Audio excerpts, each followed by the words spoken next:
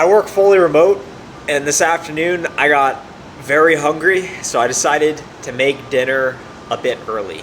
It had me feeling guilty because I was sitting there 4:25 eating dinner thinking, should I be working until 5-6 p.m. because that will allow me to maximize my potential to be as productive as possible. And then I was feeling a bit bad about myself, and then I read a comment on YouTube about someone who was asking, hey, should I pursue a leadership path? Should I be an individual contributor?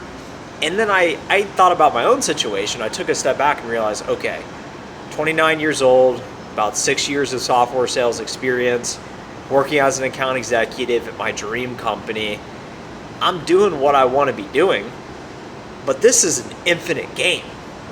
I could be doing this for a long time, forever. If I forecast myself out 40 years from now at 69 years old, I could still be doing what I'm doing today, but just in a different capacity, maybe selling a different product, selling to a different buyer, but I could still be doing what I'm doing today. If you think back to 1999, that's when Salesforce was founded, and they were one of the first cloud-based SaaS companies. Fast forward to 2024, they're still doing their thing. They're still growing. They're bigger and better than ever. Fast forward 10, 20 years from now, is your company still going to be doing what they're doing? Are they going to be bigger and better than ever? And as I think about my situation, I'm thinking, yeah, I think I could still be doing what I'm doing 10 years from now. And then that led me to think, well, what are the characteristics of an infinite career? And in light of this information, how does that change what I do today? Because that's all that matters, is what am I doing today in the present to shape my future trajectory and how my life plays out? So I thought, number one, am I fully committed to being a professional salesperson? Am I all in on sales? Or am I considering, hey, I could go do this, I could go do that? I observe this question, this dynamic, this dichotomy, this conflict of interest in a lot of SDRs because they decided, hey, I'm going to break into tech sales. I think I like it, but I'm not doing as well as I maybe would like to, or I love it, or I don't love it. This isn't for me. And then these SDRs are questioning, am I a professional salesperson? I think the stage I'm at, I have decided, I have made that decision through my actions. Yes, I am a professional salesperson. I am all in. And I think once you come to that conclusion, you unlock a different gear of your capabilities. And then the next question you got to ask yourself is, I'm all in on sales. I could be doing this for a long time. How do I work in the most sustainable way possible? What does that look like for me? If I'm working fully remote, like me, how do I work out? How do I balance sleeping in this bed 10 feet away from where I spend literally all day staring at a computer working? How do I socialize when I'm sitting in my room by myself all day, calling people that don't want to hear from me? And then in the evening, I'm thinking, well, I should probably be more balanced and go do social stuff, but kind of tired, I just want to chill up on the rooftop. How do I do what I'm doing today in the most sustainable way possible, knowing that I could be doing this for the next 40 years? And then as I think ahead, the next question is, well, what do I want my future course of action, my career to look like?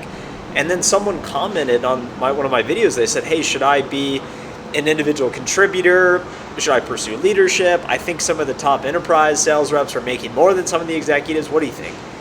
And then I thought, well, if you're gonna make a decision based purely on income and money, then I don't know if that's the right reason to get into leadership in the first place. So I'm thinking, well, how do I just be as productive as I can be today and succeed and hit my quota this very quarter, and then set myself up to hit quota next quarter? So then I think the next question is, well, how do you do that?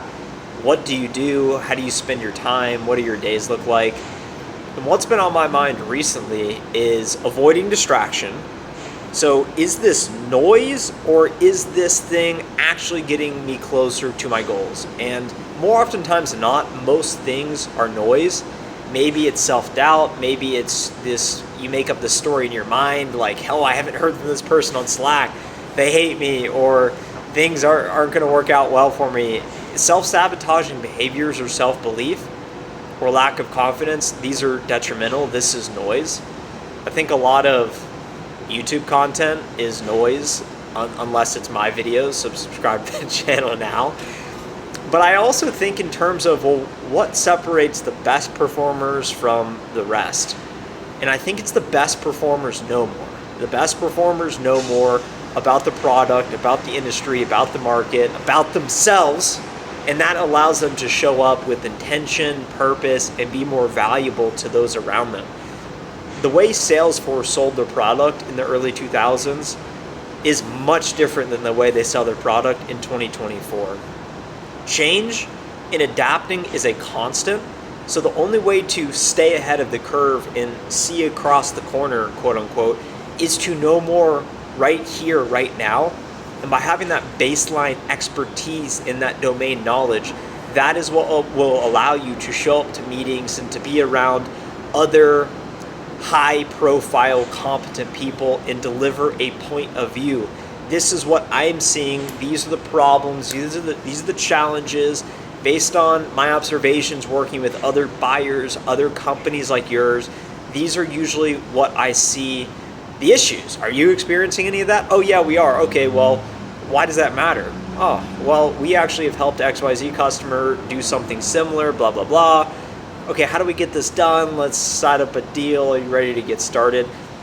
The good ones know more. They know more about everything. So I think if there's any takeaway from this video, it's, are you fully committed into sales? Do you want to be a professional salesperson? If so, great. That will unlock you. You can do this for a long time. So how do we keep patience and perspective, but also execute in the day-to-day and be mindful that it's a long, long journey. So let's be sustainable.